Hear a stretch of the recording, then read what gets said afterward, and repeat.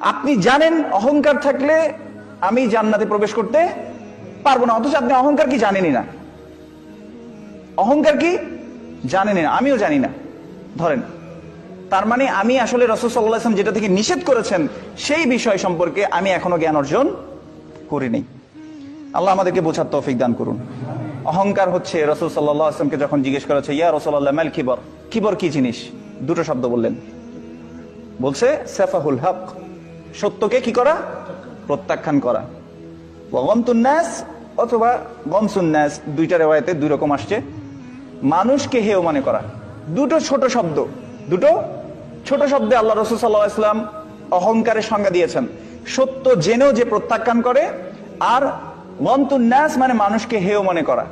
যে কোনো বিষয়ে কোনো মানুষকে যদি কেউ ন্যূনতম ছোট মনে করে তাহলে সে অহংকারী। যেমন কারো টাকা আছে আর সমাজে আরেকজন ব্যক্তির তার টাকা নাই, সে অহংকার করে। এটা একদম কমন প্র্যাকটিস। আরেকভাবে অহংকার হয়, সেটা হচ্ছে জ্ঞানের মাধ্যমে অহংকার হয়। আমি তো জানি, তুমি জানো না কি হইছে, আমি তো জানি, এরকম বলে না অনেকে।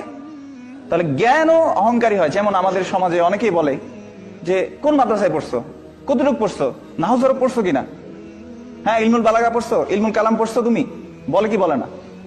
ওয়াল্লাহি হেদায়েত কার পক্ষ থেকে আসে?